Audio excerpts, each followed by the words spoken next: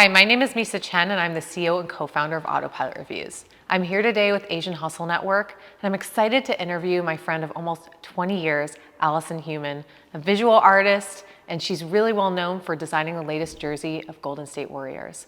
But before that, a quick word from our sponsors. Before I started Autopilot Reviews, I actually had a food truck called Nom Nom Truck. I would be working weekends almost every day on it. And what I soon learned is that you don't get a lot of positive feedback about yourself. You only see the bad things. It's hard to get purpose. It's hard to stay motivated. Same with as a manager. When I managed everyone on the food truck, you only see the fires that you need to put out.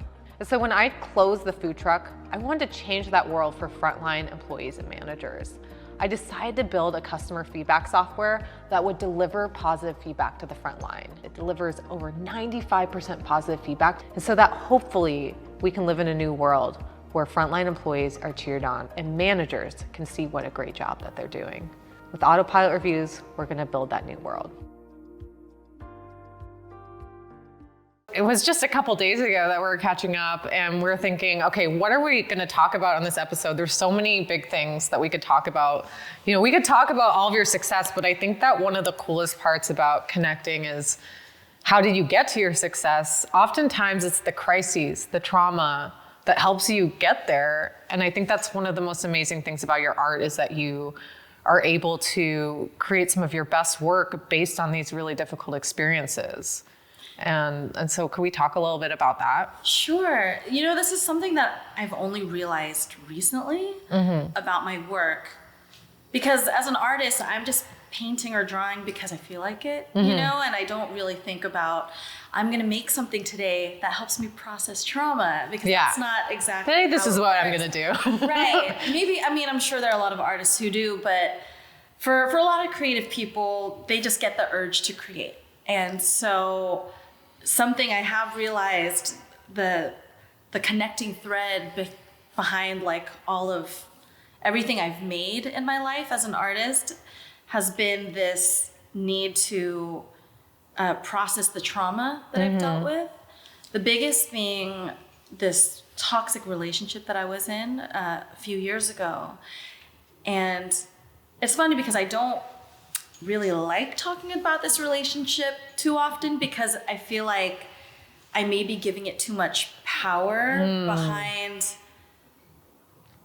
I feel like I might be giving it too much power in saying X happened to me, so now I'm successful. And I know a lot of it is me, right? I've created that for myself. I've created my own success, but I think that's why it's hard for me to talk about it sometimes and say, oh, because someone treated me poorly, I am now this type of person, if that makes any sense. So what happened, it was really toxic, occasionally became physical. And it was just a lot to deal with. And I remember as creative people, we need to constantly be making things. And there was one year where I didn't make anything. I think I made one painting total because I was so in my head in that relationship. I was constantly trying to figure out how to make this person happy. If I had done something wrong, I was always walking on eggshells. And it was a lot, you know, and I felt like my body was constantly in fight or flight mode. And so I remember going to the doctor all the time because like this stress was like manifesting in my body. And compared to these days when I'm working, I'm thriving, and it's because the network and the support group I have around me allow me to do that. When you have people around you that let you be yourself, it's so much easier to take care of the things you need to take care of. And of course, I mean, every woman should know you can never fix a person. Yes. And people don't change unless they want to change. People don't change unless they want to change. And all that to say, this person, not only was it a toxic situation, but this person also didn't believe in me. And they were constantly belittling me. And I remember there was a point where they ripped up a painting of mine and called me a shitty artist. And that has to stick with you, because this is someone, this is a significant other you're looking to for support. You're looking almost for their validation, and for someone to tell you that, I mean, no wonder you were only producing one painting a year while dating them. Yeah, it was really rough, and I always had confidence in myself, and I knew that what they were saying was wrong, because I knew that I believed in my own talent. But yeah, when the person closest to you is saying those type of things to you, like, those are the people that you want validating you. Yeah. I remember the day after I broke up with them, I wrote a letter to myself. So there's this website called Future Me. Oh, interesting. I think that's what it's called. But you can write a letter to yourself in the future. Wow. So and it gets sent to you? It gets emailed to you. So I wrote myself a letter, and I said, "Dear Allison, I hope you're happy. I hope you're thriving and making money and working out and traveling." Like, I wrote a whole list of things for myself that I wanted to accomplish. And I also said, I hope you're dealing with conflict in a healthy way. And I hope you are surrounded by people that care for you and that can support you. And I sent it to myself, and I wrote this because this was my way that I was going to keep myself accountable. And when was the date that it would be sent to you? I think like 6 months. Oh, okay. So I thought it would be many years. Yeah, okay. it was. I wanted it far enough where I can make some improvements, but close enough where if I maybe fell back into old things, I could look at this note and be reminded, like, oh, I need to pull myself out if I was in a bad situation. So I wrote myself this letter, and 6 months later, when I got it, I had completely forgot that I had wrote it. I was in Europe. And I had taken this trip around Europe where I was finding walls to paint. Because at that point, I wasn't making murals yet, like, full-time. Oh, you were just getting into that then. I was just getting into it. So I was hopping around Europe, finding walls to paint, meeting up with Instagram friends, and like visiting galleries and just doing things that I hadn't gotten to do while I was in that relationship. And I remember receiving that letter while I was in like Belgium or something, and yeah, it was cool because I already was feeling like I was, in such a better place. That's amazing. And yeah, because once I was done with that relationship, I took that as a sign to just do everything that I was afraid to do, and painting murals was one of them. It's such a huge thing to accomplish, is to paint an entire wall. Yeah.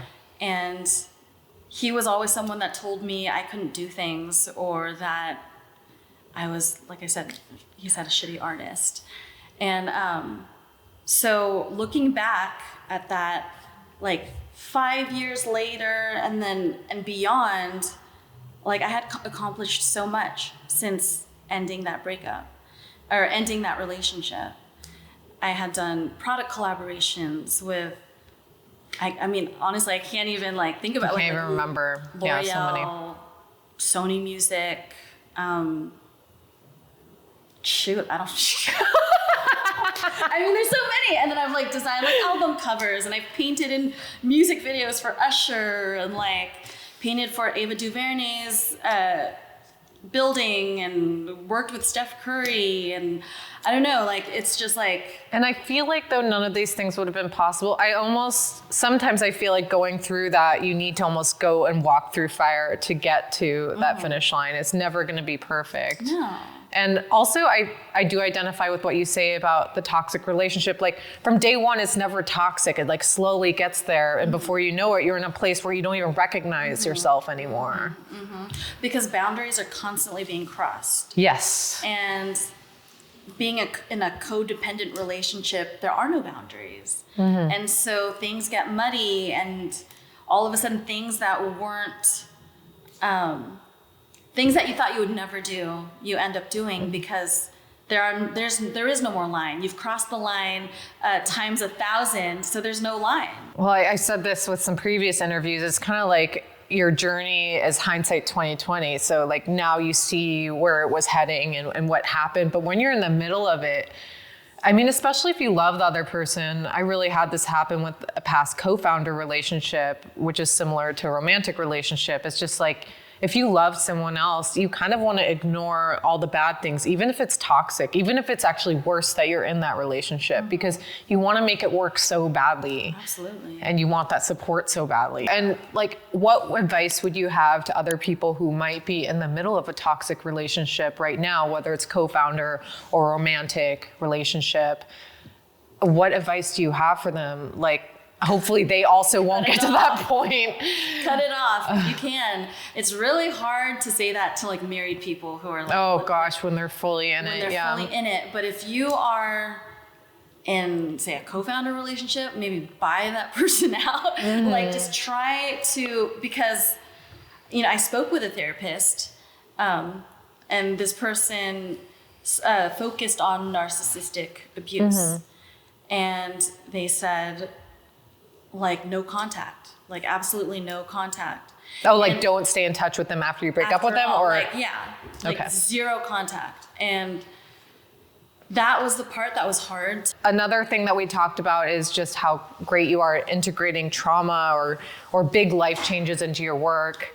We were talking about how hard postpartum is, you know, after giving birth. You have 2 kids, I have 2 kids. We're in the same boat right now. I mean, I have a 5-month-old, so yeah. I'm in it. I'm deep in it. And yeah, with my first, I was dealing with a lot of like postpartum issues because it's such a huge change, you know, becoming a mother. And as an artist, I was constantly traveling, and I was leaving home at least like twice a month to paint somewhere new. And now I had this little person tying me down at home, and it was just a lot. It was a lot to deal with. And I had a lot of resentment, I think. It's a hard transition. The same thing happened to me. All of a sudden you can't do what you did before. Right. And so I was looking forward to getting back to work, getting childcare, getting back into the studio and painting again. So by month 6 and 7, I was going to be flying to a few different places. I had projects lined up. But by month 7, when I was right about to leave maternity leave, we're self-employed, so there's really no maternity leave. You go back to work a month after. But month 7 was going to be the month that I was going to get back to work. And that's when the pandemic happened and everything got shut down. We were locked in our homes, and I was like, holy crap, I couldn't leave. I've been stuck at home this whole time, and now I got to do it for, at first they said 2 weeks. Oh my gosh, that was like, such a lie. Let me just say it. That was so unrealistic. Yeah, just 2 weeks, you guys. And yeah, and it was not 2 weeks, it was 2 years or more. And so I had to stay home again. And on top of that, we lost childcare because we were trying to protect everyone. And our nanny was elderly, and you know, the elderly were the most vulnerable. And so it was me with this baby, and I felt like my body was no longer mine. Yeah, you definitely feel that postpartum. Yeah. All of a sudden you feel like a cow almost. I remember like feeling deeply depressed, and I couldn't pinpoint whether it was postpartum or whether it was like regular lockdown depression or both. It was probably both, because at the same time it was like, what's going on in the world? And then the George Floyd thing happened, and everything else, you know, and the January 6th, and all these things were just happening while we were at home in this little bubble, and we were just looking at what was happening on the outside by like watching. And then you don't have much of a support network because everyone's remote. Yeah. And so it's really hard. You don't see really many hard. people. And so you weren't connecting with people in person. And so as a way to process this trauma. And I don't, not even that. It's not, I wasn't doing it to process the trauma. It just naturally happened. Naturally trying to create stuff while locked down. I came up with the idea of maybe I should, when we're back to being in person again, what if I created this in-person event, like an immersive experience, and have that speak to the experience we had psychologically during our time at home. And everyone identifies with that. Everyone had to deal with that. And so after we were in this lockdown period for 2 years, I premiered Homebody in Berkeley at this 20,000 square foot space in Berkeley. And I use the space as a way to tell the story of, all the things that we've been through. So it starts in this living room, and we made this living room look like someone's apartment during the pandemic. And you walk through the fireplace because you're literally walking through the fire. Wow. And it takes you through this tunnel, because we all had this tunnel vision of, protecting ourselves and staying home, and it was all very isolating. And so there were different little installations and rooms throughout this exhibit that just explored like what we felt like. Because I didn't really want to make a show about like COVID, because that wasn't really the point, but it was more about how does this change the way we see ourselves when we're staying at home for so long? Because now that we can't be out in the world, we have to sit with ourselves and our problems and just be with ourselves. And for a lot of people, that's not easy. It was really tough, I think, for a lot of people, especially the extroverts out there. And everyone has a pandemic story. I mean, everyone. Yeah. And there's a lot of people where, like relationship dynamics had changed. Partners that were used to not being around each other all the time were now in one room together all the time. A lot of divorces happened, and people lost their jobs. And I know a lot of creatives felt like they weren't essential because we were always talking about our essential workers, and I'm thinking, I'm not essential. The first thing to go is art and entertainment, and that was something that I had to grapple with. Was what do I do if I? What do you bring to the world? What do I bring to the world purpose? if now my art doesn't really have any context anywhere? And so that's what Homebody was about, was really diving into that, like our mind state and where it went in different phases of the pandemic. And so one room was actually full of screens, because I wanted to almost create like a Zoom phone call, but like in a huge room. And so these faces, these like AI generated faces, like appeared on like each screen. Amazing. And stuff. And it was a lot, and I wish you could have been there. I know. I would just given birth, so we both have our own birth stories, but I think one of the most amazing things, I didn't realize you did this, like you basically reinvested in yourself and building that show to kind of create a new avenue for yourself in art, and I love that. So during the pandemic, all the galleries were closed, and people weren't flying, and so I couldn't travel for work, and I couldn't show my artwork in galleries. So like, where's my income gonna come from? I do get income from like licensing my art, but it's just part of the pie, And so I was rethinking like the models of creating art, because I give a big commission to the galleries when I sell a painting, but I felt like that wasn't really like sustainable for me. But I did think about, well, what if I could create experiences then? Because not everyone can afford a painting, not everyone can afford an original piece of art, but someone will buy a ticket to experience something for amazing. A short amount of time. And so that's also where the idea for Homebody came from. And so when I got this gig with the Golden State Warriors, they asked me to design the City Edition jerseys for the season, and I mean that in itself was like pretty. Yeah, what was insane. that moment? I mean, when you discovered that. Wait, I remember. Weren't you giving birth And then you were like looking at your phone. You were like, "Oh, Steph Curry messaged me." And then Cyrus, your husband, he was like, "No, you're hallucinating because you're about to give birth." And you're like, "No, he did." And wasn't that like one of the first times you guys connected? Yeah, the first time. I love that story. That's such an Allison story. Me and Steph Curry. Well, we actually met in person because. You had met in person before that? Met in person because I was painting a mural for the Warriors at the so that's when kind of that partnership with the Warriors began. Yeah. So at the Boys and Girls Club we started, and I met him in person.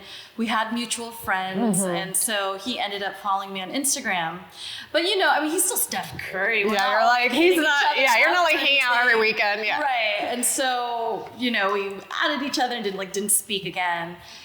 And then I remember I was about to give birth to my first. I love this story. And I was on all the drugs. Give me the drugs. Yeah, but like there's nothing else to do in that hospital room except just wait. Yeah. So I'm just like. So you're about to give birth, but you're still kind of working. But I feel contractions and I'm on drugs. But I'm bored. So I'm just like going through Instagram and then I'm like, oh crap, I just got a DM from Steph Curry. And my husband's like, wait, what? Let me see. And he's like, oh my God. Because I thought like, oh, I must be like hallucinating. Yeah, because you're literally about to give birth. DMs. And Cyrus is like, no, that's him. And so he asked me, he was trying to commission me to do a piece for him and Aisha's anniversary.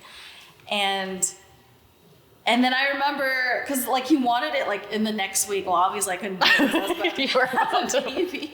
But then I start typing, and Sarah's like, "What are you doing?" He's like, "You are so like loopy right now. Don't like respond to him." Who knows what you have written back? Yeah. And so I think I like left Steph on red for like a few days. I was like, "Oh, okay." Hey, that's forgivable. You were about to give birth. But yeah, that was nuts. But yeah, that kind of started. Our like collaboration relationship. So that didn't end up working out, but then he ended up suggesting me to Under Armour to design the first shoe on his current Amazing. brand. Yeah, so that was pretty cool that he still threw me a bone even though you had to give birth and you weren't able to complete that project. Sorry, I had to push out a baby. Sorry.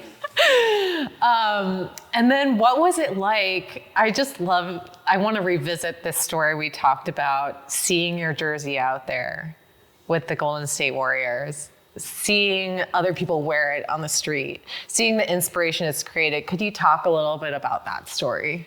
Yeah, it's been pretty amazing. So the theme of the jersey is women's empowerment. And I think it's really bold of the Warriors to do something like that because they don't have to have a theme around women or anything like that. I mean, obviously the players are male. And what they were trying to do with that was to lift up the women in their community. They do a lot in terms of outreach for girl athletes and young women, and so that's what the jersey was for. And the reception's been polarizing because there will always be haters. We talked about this. There's always going to be haters. Yeah, people hated it. People are like, why is there a flower on this jersey? And then other people, they loved it. But I mean, it was for the women. I mean, there's so many Warriors fans who are women. And I know that they loved it. Mm-hmm. And I was getting feedback from all sorts of women who played basketball when they were younger, and they could never imagine that the Warriors would like do something like that. But the biggest thing for me was witnessing at the Chase Center. I was there for the first night for the City Edition uniforms when they were going to wear it for the first time. I was right outside of the Warriors shop, and these two boys, they had to be like 14 years old. They came out with their bags. They had just bought the City Edition jerseys, and they took off their t-shirts right there.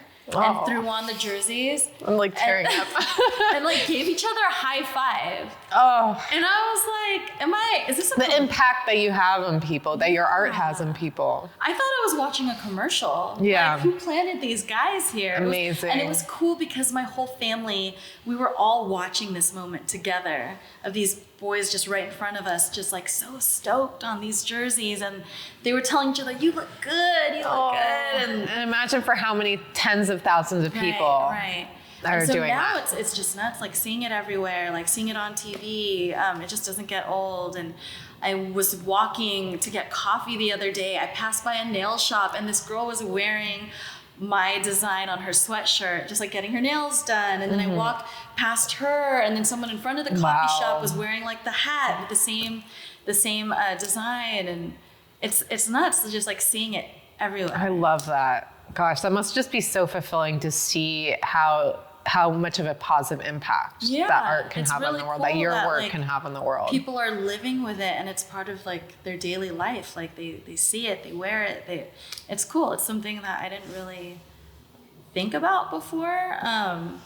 Because like when I first started all of this, I just always thought I'm just gonna make pretty pictures or I'm gonna make paintings, and I never really imagined my work just like living in people's lives that way until I started making murals, and then I realized this is part of the landscape now. People this is permanently a part of what people see. People like catch my murals on their commutes or outside of their window if they live in an apartment or something, or and it becomes like close to them. And so I've experienced people getting upset when like my murals get painted over, or their other favorite artists' murals getting painted over, because they're like, "What are you going to do with that?" That's people feel ownership once it's like in their community and they've lived with it. And we talked about this one subject. This brings me to the idea of imposter syndrome. That was a topic that we had on one of the last conferences that we had lined together and did a fireside chat on.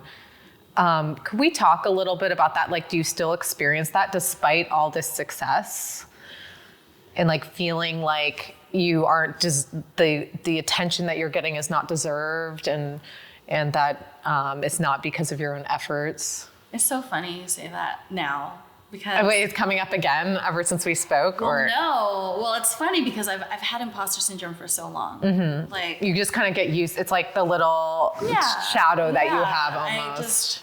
I especially being in like the street art scene, which is very male dominated, it was a lot to deal with, thinking, oh, I don't belong in these spaces and people are going to figure out that I don't belong here.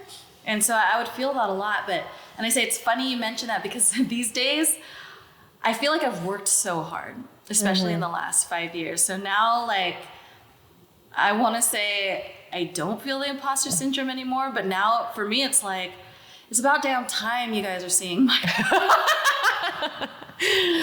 all this hard work I put into it. You guys better be seeing it, because like I could be cocky too, and I could you can flip it. You can flip it the other way. I think that's the thing about being an artist, or even just like an entrepreneur, is having these moments of I'm killing it right now, and like hell yeah, and like just that cockiness, like aggressiveness. And then at other times it's like, what the hell am I doing? Like, oh my God, I hope no one sees this, and people are gonna figure me out. I don't know, it's this weird dichotomy that I'm constantly feeling like back and forth with. I think it's just natural to artists to feel this, like, I don't know. I mean, because as an artist, I feel like you have to have a little bit of like ego, right? Like to create something and be like, look at the thing I made. Look at me. Look at me. Isn't it beautiful?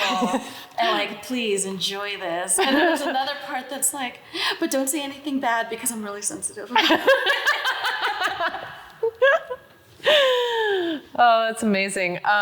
Where do you think that? Wait, sorry, what? I don't mean to interrupt you. So I I want to talk. We never. Oh, go. Oh wait, when you go. Oh, okay. Well, because you're saying like, I bet on myself or something. Because I think like we got kind of like sidetracked. But no, so I got that big Warriors gig, and I used basically the paycheck and invested it into creating Homebody.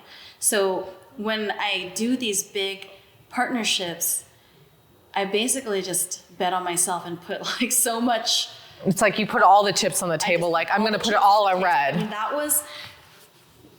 that production is a 20,000 square foot space.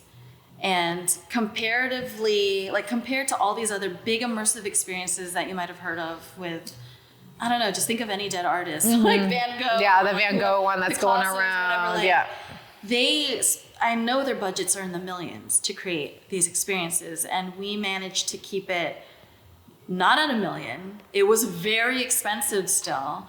And so it was a big collaborative effort, but I put in just a lot of not only my blood, sweat, and tears, but like my actual money into doing this because I wanted to create, first I wanted to create just this project, but also I wanted to set my art career in another direction because immersive art has always been really like interesting to me, and I've been into it before it was trendy. I've always just been into immersive art and art and technology and like projection stuff. So yeah, like whenever I get a big project that pays really well, I just kind of throw it into other art things because that's how I afford to do the things that I really want to do. Like these nice like product collaborations are really cool. Like I've done beauty collaborations, sneaker collaborations, like jerseys, and they're really cool. But what I'm really passionate about is the stuff that I probably won't get paid for. So I got to put my money that's how it into always is kind of, right? Yeah. And so how did you know that it just felt right? Like taking that big leap? Yeah. And so that because I reinvesting. did it, like I have gotten other like opportunities to create installation art. And I know that I wouldn't have gotten those opportunities if I hadn't been able to show people that I could do it in the first place. People had no idea that I was even interested in that. And so no one was going to give me that opportunity. I had to create it for myself. Yeah. Wow. Fascinating. And where do you see it heading in the future? Where do you see that next step? Like where would you want to be in a couple years with that? Or you just kind of want to see where it heads? Yeah, Hopefully museums. in museums, yeah. Yeah, I do have a museum. Well, I'm in a group show at a museum next year. So amazing. We're on the right path there. Awesome. Great. Well, how can people follow you? How can people find you? They can find me at my website, humannature.com. And they can follow me on Instagram at human, HUEMAN _ Awesome. Well, thanks so much for listening today. I hope that you enjoyed today's episode, and that's how you can find Allison. We hope to meet with you guys soon, and I hope that you enjoyed this episode. Thanks for having me.